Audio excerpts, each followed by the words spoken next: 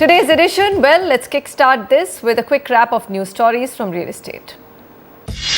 Urban Development Ministry has convened a meeting of all state housing ministers and secretaries of the Housing and Urban Development to finalize the contours of policy for smart cities on September 12th. The Urban Development Ministry has already held meetings with stakeholders and have received several proposals and suggestions.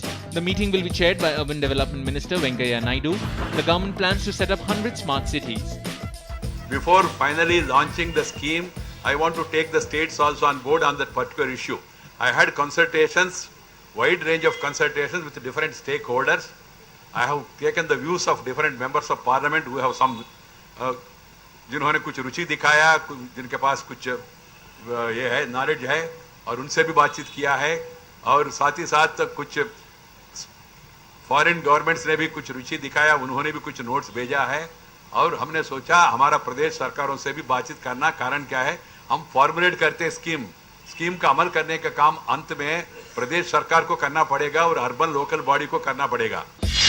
The Maharashtra cabinet has cleared a cluster development policy for Mumbai. The policy has kept the floor index unchanged owing to pending court cases. Under the policy, dilapidated buildings, cessed buildings and buildings of state government and the Mahada that are more than 40 years old will be entitled for redevelopment. There are about 19,000 such buildings in the island city. According to the policy, the approval of 70% of the owners will be required for redevelopment, while the approval of the rest can be secured within a year. However, such approvals will not be required for dilapidated buildings and those declared risky to reside. In such cases, the government will acquire the land and incorporate those buildings under the cluster development policy.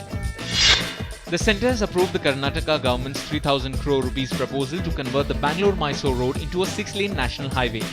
Centre has also accorded national highway status and has numbered it as NH 275. The National Highway Authority of India has agreed to fund the entire project and collect toll. The 123-kilometer 6-lane highway includes service roads. The project is being taken up under the Design, Build, Finance, Operate, Transfer model and will take 2 years to complete. The state government has selected SCON as the consultant to take up survey work. Singapore has come forward to work with the government of Andhra Pradesh for developing the new capital, setting up of new infrastructure projects and assist in raising capital for development. The Chief Minister has outlined the state government plans to the Singapore delegation in transforming Andhra Pradesh into a logistics and manufacturing hub.